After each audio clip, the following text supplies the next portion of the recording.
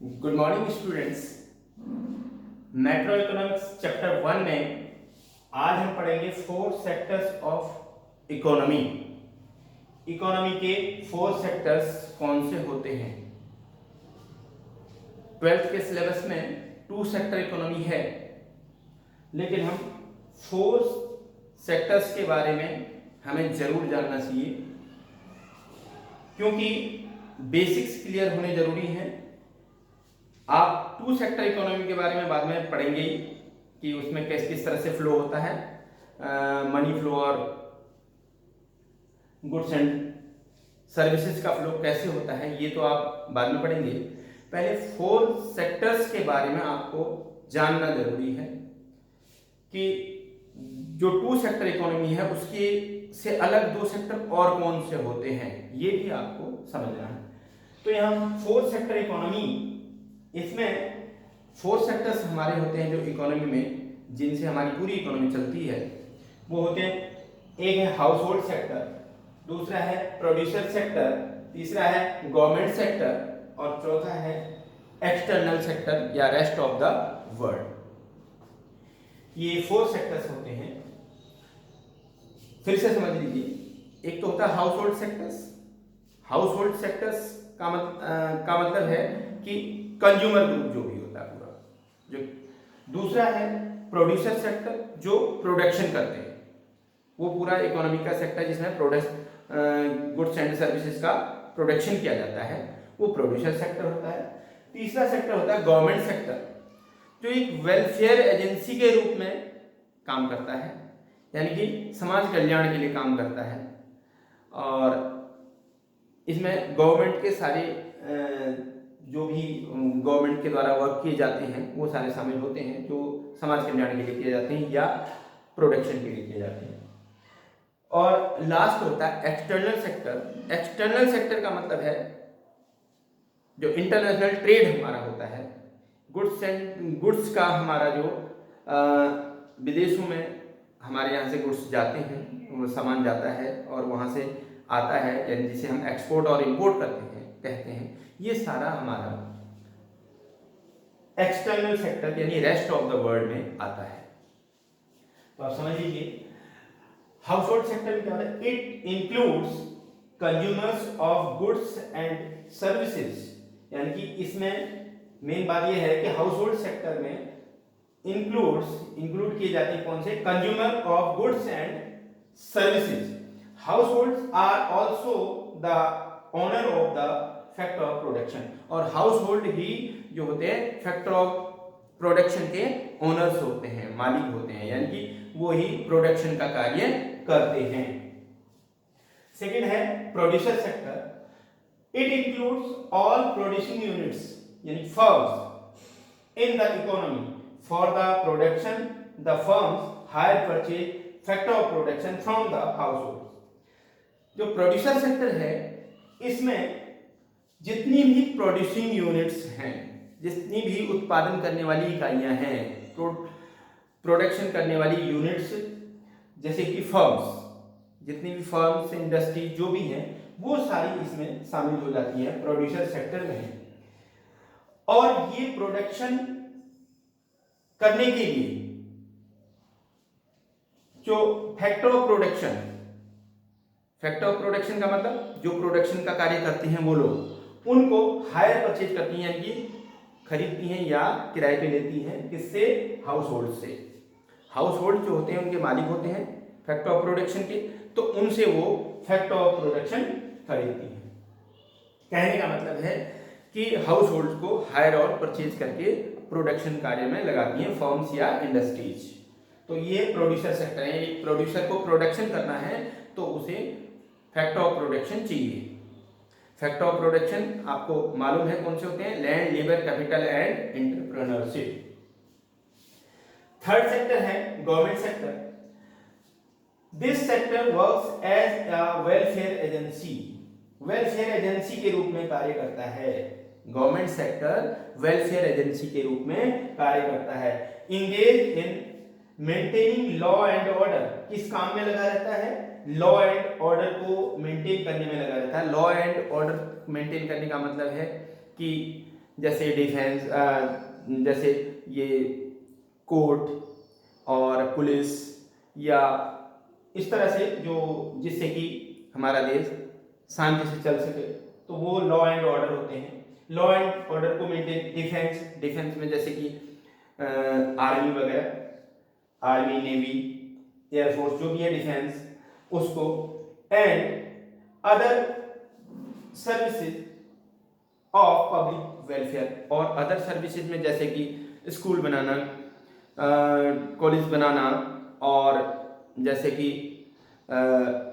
सड़कें बनाना जो समाज कल्याण के लिए हैं, जैसे कि हॉस्पिटल्स बनाना गवर्नमेंट के, तो वो सारी गवर्नमेंट उन कामों में लगी रहती है जो पब्लिक वेलफेयर एजेंसी कहलाती है, यानी पब्लिक वेलफेयर के वर्क्स होते हैं।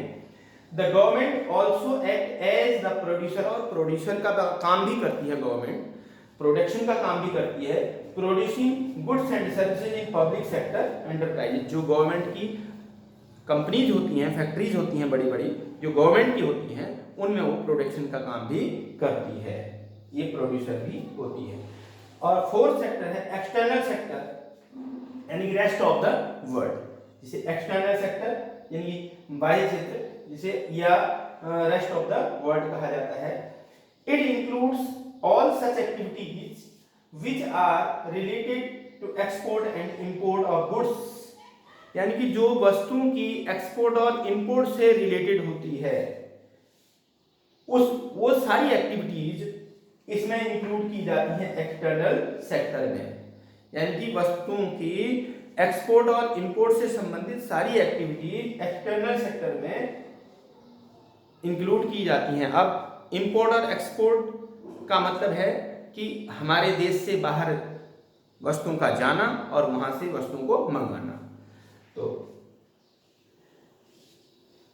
And flow of capital between the domestic economy and rest of the world, और इससे क्या होता है, जो कैपिटल है, कैपिटल मीन्स पूंजी, कैपिटल मीन्स जो कैपिटल गुड्स, तो कैपिटल पूंजी का, तो यहां हम जैसे कह रहे हैं पूंजी या कैपिटल का, तो क्या होता है, फ्लो होता है, यानी कैपिटल जाती है और आती है कहां, हमारी डोमेस्टिक इकोनॉमी से रेस्ट ऑफ द वर्ल्ड में, और रेस्ट ऑफ द वर्ल्ड में से हमारी डोमेस्टिक इकोनॉमी आना जाना होता है उसका, यानी कि उसका फ्लो बना रहता है।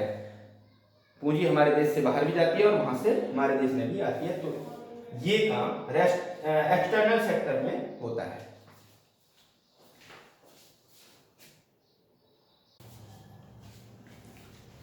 अब है टाइप्स ऑफ इंटरसेक्टरल फ्लो। इंटरसेक्टरल फ्लो के टाइप्स कौन से होते हैं? दो टाइप होते हैं, रियल फ्लो और मनी फ्लो। इंटरसेक्टरल का मतलब है जो सेक्टर्स इकोनॉमी के अंदर हमारे हैं, इंटरसेक्टर्स जैसे फर्म्स और हाउस होल्ड्स, तो उन सेक्टर्स के बीच में जो इंटरसेक्टरल फ्लो, यानी कि दोनों सेक्टर्स एक दूसरे के लिए काम करते हैं, तो उनमें फ्लो होता है कुछ गुड्स एंड सर्विसेज का और मनी का, तो उसे बोलते हैं इंटरसेक्टरल फ्लो। और इसमें दो टाइप मैंने बताया आपको, रियल फ्लो और मनी फ्लो। अब इसे समझते हैं। रियल फ्लो क्या होता है? रियल फ्लो में आप पहले सिंपल से समझ लें, रियल फ्लो में गुड्स एंड सर्विसेज का फ्लो होता है जो किसी फर्म के द्वारा प्रोड्यूस की जाती हैं और वो उसे हाउस होल्ड्स यूज करते हैं। तो इसमें फ्लो किस चीज का होता है? गुड्स एंड सर्विसेज का। किसकी तरफ? फर्म से हाउस होल्ड की तरफ। और हाउस होल्ड से, हाउस होल्ड का मतलब है जो लेबर वगैरह होती है, जो काम करने वाले लोग होते हैं, उनकी तरफ। और उनसे फर्म की तरफ क्या ट्रांसफर होता है? फर्म की तरफ, उनकी तरफ से फैक्टर सर्विसेज, यानी कि वो फर्म के लिए काम करते हैं, फर्म के लिए काम करते हैं और वहां से प्रोड्यूस की गई जो गुड्स एंड सर्विसेज होती हैं उन्हें वो फिर यूज करते हैं। तो और दूसरा है मनी फ्लो। मनी फ्लो में क्या होता है? मनी का फ्लो होता है, यानी कि फर्म्स जो है हाउस होल्ड्स को काम के बदले में पेमेंट करती है, तो वो पेमेंट होता है फैक्टर पेमेंट्स। किसके लिए? फर्म के लिए। और फैक्टर इनकम बन जाता है हाउस होल्ड्स के लिए। और जब फैक्टर इनकम हाउस होल्ड की हो जाती है तो उसे वो फिर गुड्स एंड सर्विसेज जो फर्म के द्वारा प्रोड्यूस की जाती हैं उसे खरीदने के लिए, अपनी आवश्यकताओं के लिए जिस खरीदते हैं तो उसको खरीदने के लिए खर्च कर देते हैं कंजम्पशन एक्सपेंडिचर के रूप में, तो वो फिर जाकर के फर्म के पास चला जाता है। इस तरह से ये साइकिल चल जाता है। तो इसे और थोड़ा सा समझ लेते हैं। Real flow, it refers to the flow of factor services from household to firm. क्या है रियल फ्लो? क्या है?